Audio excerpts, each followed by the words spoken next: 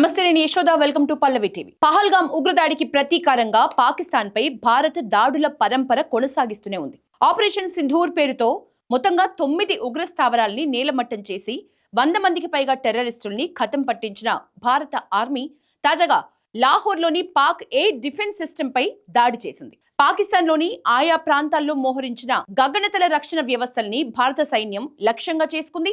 దీంతో లాహోర్లోని air defence వ్యవస్థ పూర్తిగా ధ్వంసమైంది. అయితే చైనాకు చెందిన HQ-9 రక్షణ వ్యవస్థల్ని ఉపయోగిస్తున్న పాకిస్తాన్ భారత్లోని సరిహద్దు రాష్ట్రాల్లో డ్రోన్లను, మిస్సైల్స్ కి దాడులకు ప్రయత్నించింది. అవంతిపుర, శ్రీనగర్, జమ్మూ, పఠాన్కోట్, అమృత్సర్, కపుర్తలా, జలంధర్, అదాంపూర్, బఠిండా, చండీగఢ్, ఫలోడి, భుజ్ తదితర ప్రాంతాల్లోని సైనిక స్థావరాల్ని లక్ష్యంగా చేసుకునేందుకు ప్రయత్నించింది. అయితే వీటిని ఇంటిగ్రేటెడ్ కౌంటర్ UAS గ్రిడ్ గగనతల రక్షణ వ్యవస్థలతో సమర్థవంతంగా అడ్డుకున్నట్లు భారత రక్షణ శాఖ వెల్లడించింది. మొత్తంగా లాహోర్లో పాక్ మోహరించిన HQ-9 ఎయిర్ డిఫెన్స్ వ్యవస్థ రాడార్లని భారత్ ధ్వంసం చేయడంతో అమెరికా ఒక్కసారిగా అప్రమత్తమైంది.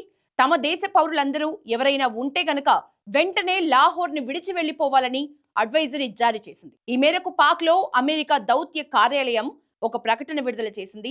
నగరంలో పేలుళ్లు అలాగే డ్రోన్ల కూల్చివేతలు చోటు చేసుకుంటూ ఉండటంతో తీవ్ర ఉద్రిక్త పరిస్థితి నెలకొందని పేర్కొంది. తమ సిబ్బందిని షెల్టర్స్ లోకి తరలించినట్లు వెల్లడించింది.